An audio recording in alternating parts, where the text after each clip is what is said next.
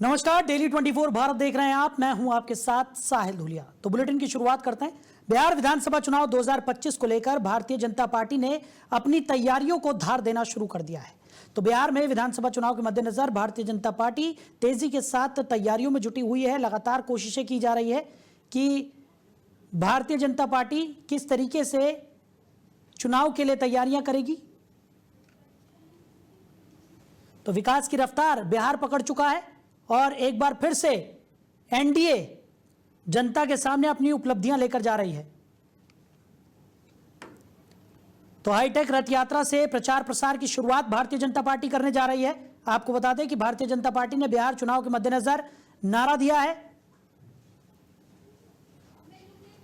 और बिहार चुनाव के लिए बीजेपी ने यह नया नारा यहां पर दे दिया है। वहीं भारतीय जनता पार्टी अपनी उपलब्धियां लेकर बिहार में जनता के सामने जा रही है। 29 से 30 सितंबर को बीजेपी का यह नया नारा लॉन्च होगा। तो हाईटेक रथ यात्रा से प्रचार की शुरुआत भारतीय जनता पार्टी करेगी। एलईडी रथों से गांव-गांव तक बीजेपी का संदेश पहुंचेगा। बिहार चुनाव के लिए भारतीय जनता पार्टी ने नया नारा भी दे दिया है। तो विकास की रफ्तार पकड़ चुका बिहार, फिर से एनडीए सरकार, यह भारतीय जनता पार्टी का नया नारा। 29 से 30 सितंबर को यह बीजेपी का नया नारा लॉन्च होगा और बिहार की चुनावी कैंपेन में जी जान के साथ भारतीय जनता पार्टी जुटी हुई नजर आ रही है। तो रथ यात्रा के साथ भारतीय जनता पार्टी बिहार में चुनावी प्रचार प्रसार में जुटी हुई नजर आएगी। नया नारा भी भारतीय जनता पार्टी ने दे दिया है। विकास की रफ्तार पकड़ चुका बिहार, फिर से एनडीए सरकार। और 29 और 30 सितंबर को बीजेपी का यह नारा लॉन्च होगा। बता दें कि बिहार में विधानसभा चुनाव है और इसी के मद्देनजर भारतीय जनता पार्टी का चुनावी कैंपेन भी अब जल्द ही शुरू होने वाला है। एलईडी रथों से गांव-गांव बीजेपी का संदेश पहुंचेगा।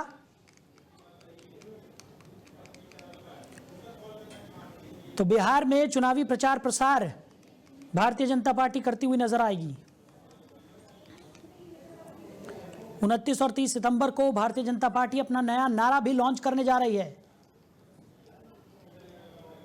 हाईटेक रथ यात्रा से प्रचार प्रसार की शुरुआत भारतीय जनता पार्टी करेगी।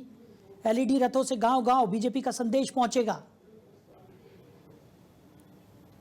और बिहार चुनाव के लिए भारतीय जनता पार्टी ने नया नारा तैयार कर लिया है। विकास की रफ्तार पकड़ चुका बिहार, फिर से एनडीए सरकार।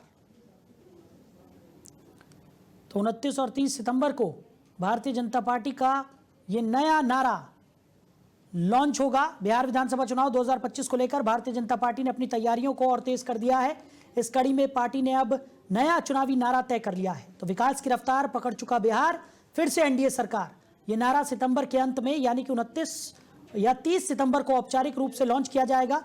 बीजेपी का कहना है कि यह नारा सिर्फ एक स्लोगन नहीं बल्कि बिहार के हालिया विकास की सच्ची तस्वीर पेश करता है। इसके साथ ही पार्टी राज्य भर में प्रचार रथ यात्रा शुरू करेगी, जिसमें हाईटेक प्रचार रथों का इस्तेमाल होगा। ये रथ एलईडी स्क्रीन, साउंड सिस्टम और वीडियो कंटेंट से लैस होंगे और गांव-गांव जाकर सरकार की योजनाएं, उपलब्धियां और भविष्य की योजनाओं को जनता के सामने रखेंगे। तो बीजेपी का यह प्रचार अभियान केवल नारा या पोस्टर तक सीमित नहीं रहेगा, बल्कि पार्टी इसे जनसंपर्क की एक बड़ी रणनीति के रूप में देख रही है और प्रचार रथों के जरिए जनता तक पहुंचने की इस योजना को पूरी तरह से चुनावी प्रबंधन टीम संभालेगी और हर जिले में स्थानीय विधायक, कार्यकर्ता और संगठन के सदस्य इस अभियान से जुड़ेंगे। तो नारे का पहला भाग विकास की रफ्तार पकड़ चुका बिहार राज्य में सड़क, पुल, शिक्षा, स्वास्थ्य, रोजगार और बुनियादी ढांचे में हुई प्रगति की ओर इशारा करता है। वहीं दूसरा भाग फिर से एनडीए सरकार जनता से यह अपील करता है कि इस विकास यात्रा को जारी रखने के लिए एक बार फिर एनडीए को समर्थन दे। आपको बता दें कि इस प्रचार अभियान का फोकस रहेगा पीएम आवास योजना, हर घर नल जल योजना, महिला सुरक्षा और सशक्तिकरण जैसे मुद्दों पर जो सरकार की बड़ी उपलब्धियां मानी जा रही हैं। उधर कांग्रेस नेता राहुल गांधी और चुनाव आयोग के बीच टकराव एक बार फिर खुलकर सामने आ गया है। तो गुरुवार को राहुल गांधी ने कर्नाटक के आनंद विधानसभा क्षेत्र का हवाला देते हुए चुनाव आयोग पर बड़ा आरोप लगाया। उन्होंने कहा कि कांग्रेस के समर्थक मतदाताओं के नाम सुनियोजित तरीके से वोटर लिस्ट से हटाने की कोशिश कर रहे हैं। तो राहुल गांधी ने यहां तक कह दिया कि मुख्य निर्वाचन आयुक्त ज्ञानेश कुमार लोकतंत्र की हत्या करने वालों और वोट चोरों की रक्षा कर रहे हैं। राहुल का दावा है कि आलंद सीट पर 6018 वोटरों के नाम हटाने के लिए आवेदन दिए गए। उन्होंने आरोप लगाया कि जिनके नाम हटाने की कोशिश हुई उन्हें इसकी जानकारी तक नहीं थी और इस प्रक्रिया में जिन मोबाइल नंबरों का इस्तेमाल हुआ वो कर्नाटक से बाहर के थे।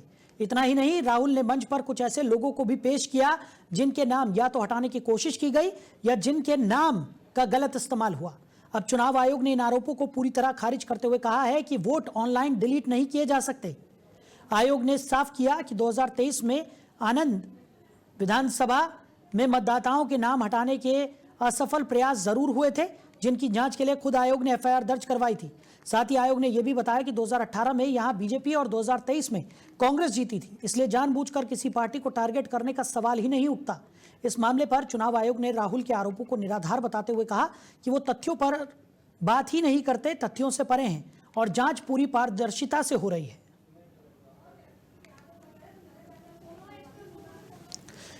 तो राहुल गांधी ने चुनाव आयोग पर गंभीर आरोप लगाए हैं। एक बार फिर वोटर लिस्ट से लोगों के नाम हटाने को लेकर चुनाव आयोग को घेरते हुए राहुल गांधी नजर आए। राहुल गांधी ने एक बार फिर जब गंभीर आरोप चुनाव आयोग पर लगाए तो उसके बाद चुनाव आयोग की तरफ से भी राहुल गांधी को लेकर प्रतिक्रिया सामने आई है। इसी पर ज्यादा जानकारी के साथ हमारे सहयोगी हिमांशु हमारे साथ जुड़ गए। हिमांशु, राहुल गांधी ने एक बार फिर चुनाव आयोग पर गंभीर आरोप लगाए, जिस तरीके से उन्होंने साफ तौर पर कहा कि वोटर लिस्ट से लगातार जो वोटर्स हैं उनके नामों को हटाया जा रहा है और यह सुनियोजित तरीके से किया जा रहा है। क्या कुछ जानकारी?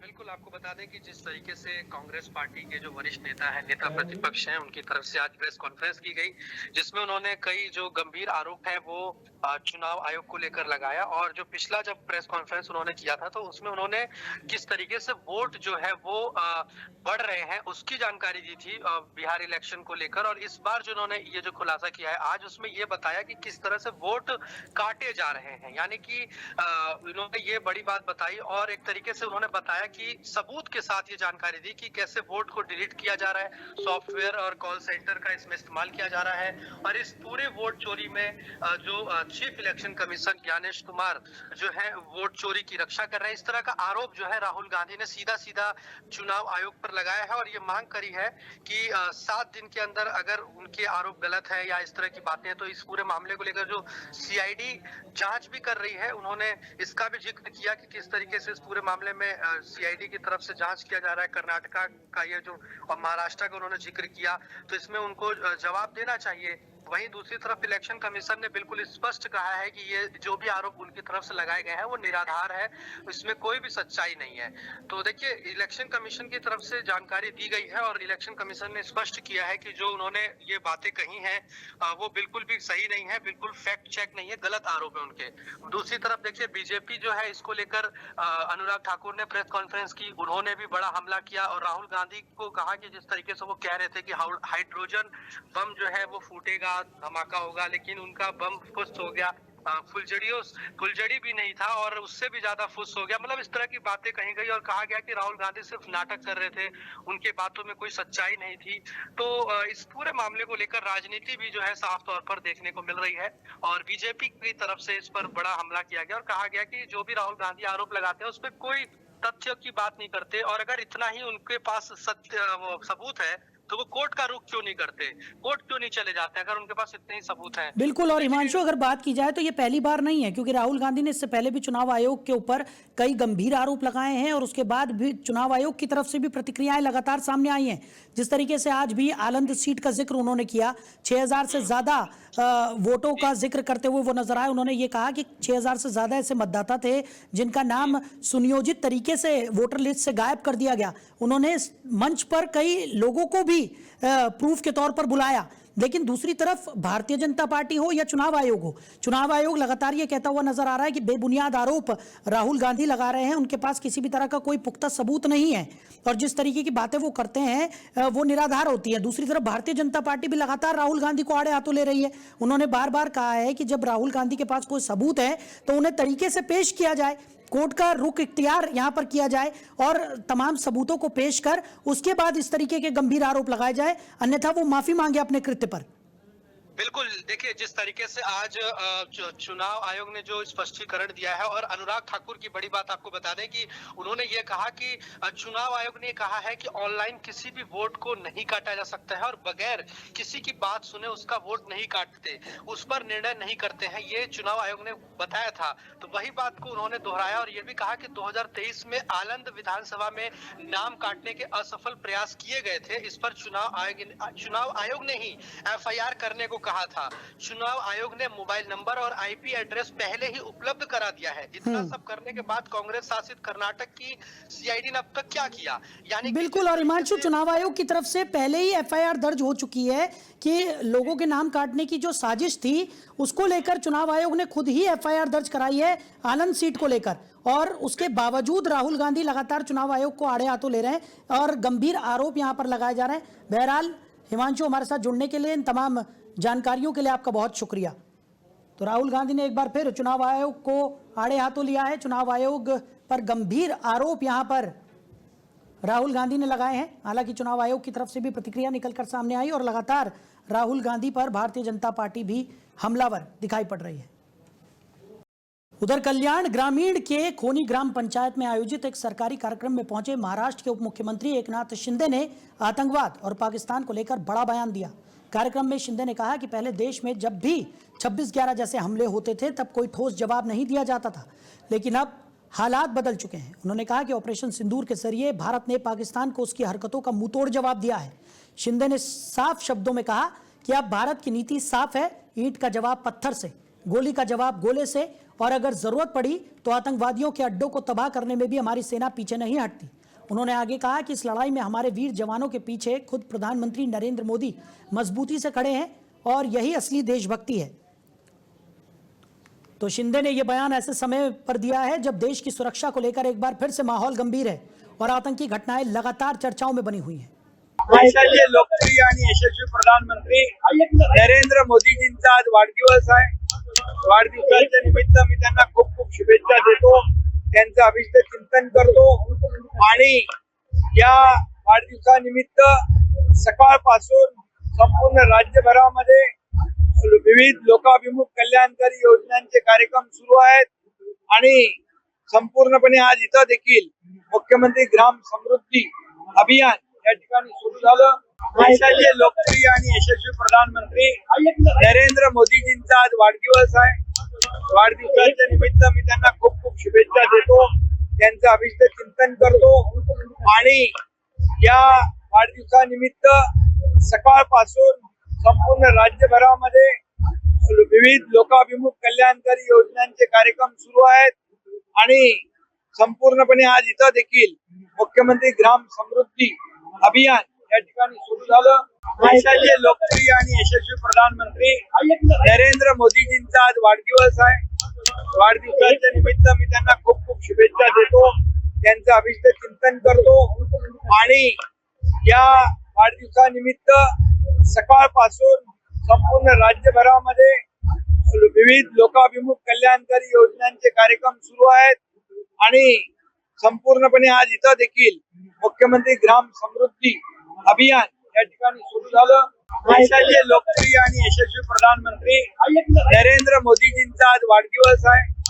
वाढदिवसाच्या निमित्त मी त्यांना खूप खूप शुभेच्छा देतो, त्यांचं अभिष्ट चिंतन करतो आणि या वाढदिवसानिमित्त एकनाथ शिंदे ने आतंकवाद को लेकर बड़ा बयान दिया। उन्होंने साफ तौर पर कहा कि अब भारत नया भारत है और ये भारत आतंकवादियों को मुंहतोड़ जवाब भी दे रहा है। उन्होंने साफ तौर पर कहा कि अब ईंट का जवाब पत्थर से, गोली का जवाब गोले से, और आतंकवाद के ठिकानों को नेस्तनाबूद करने का काम यहां पर किया जा रहा है।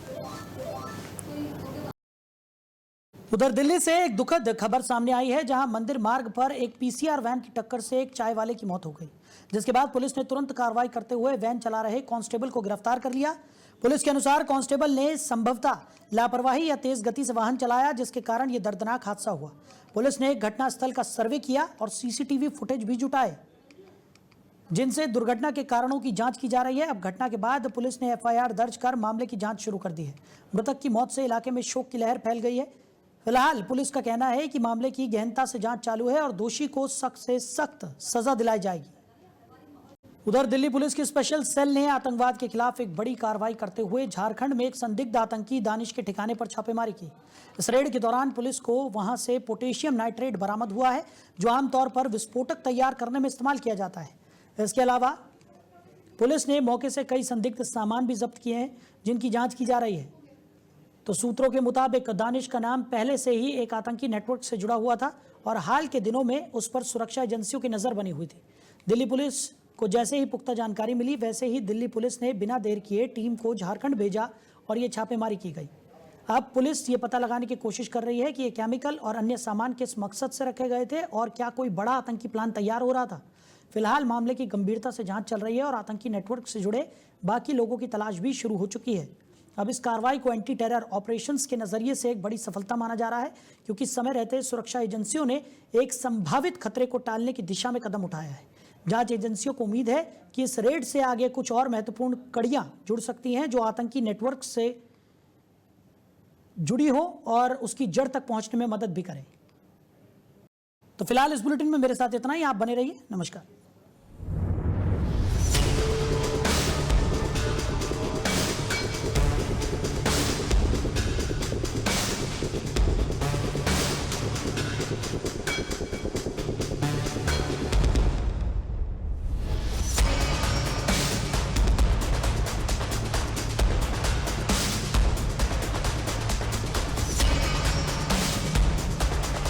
नमस्कार, मैं रमेश ठाकुर। जल्द ही डेली 24 भारत पर होगा हाई अलर्ट।